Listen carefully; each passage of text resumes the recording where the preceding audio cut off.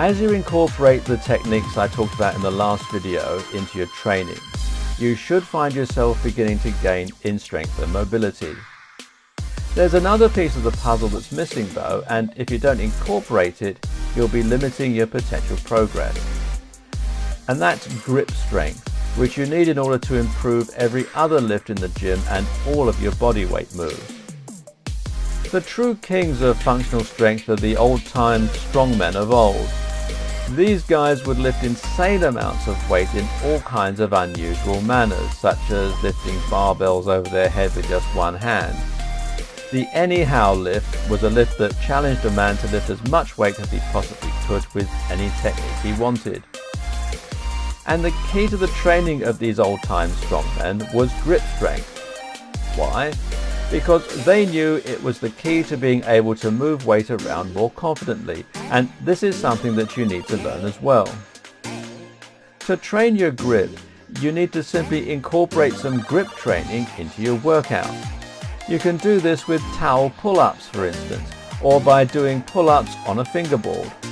Likewise, you can also use bars that are slightly wider for your other lifts. You won't be able to lift as much, but you'll get a far more impressive full body workout that will increase your true strength. Better yet, you can also try using overcoming isometrics. These are a type of training used by some of the strongest men of the world even today. Bruce Lee used overcoming isometrics, and so does Dennis Rogers, pound for pound the strongest man alive. Dennis is so strong that he appeared on Stan Lee's Superhumans.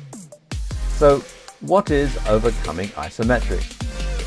Well, isometric training is any kind of training that involves no movement at all. This is the opposite of dynamic training or of plyometric training, the latter of which involves exploding up out of movement. Now, there are two kinds of isometric training. One is yielding, which means you simply hold a position that's quite tough but not impossible until you wilt. An example would be plank, where you hold the plank position for about 2 to 3 minutes. The other type of isometric training, the one that we're looking at now, is overcoming. Here, you're attempting to lift a weight that's too much for you and then just pushing against it as hard as you can. In fact, it doesn't even have to be a weight. You can even press up against a wall and try and push it down. When you do this, your body recruits as much of your muscle fiber as it can and treats the challenge as though you were trying to lift 100% of your 1 rep max. As far as your muscles are concerned, they're maxed out and it makes no difference if anything is moving or not. The result is that the brain tries to recruit all of your strength, which doesn't normally happen, and learns that it needs greater control over your muscle fiber. The result is that your mind-muscle connection strengthens, and the next time you try this move, you should have developed the ability to move more weight. You can't train with just this type of training because it doesn't involve any range of motion. But as a complement to compound lifts, it can greatly increase your power. What's more, many of the best types of overcoming isometric training do involve grip.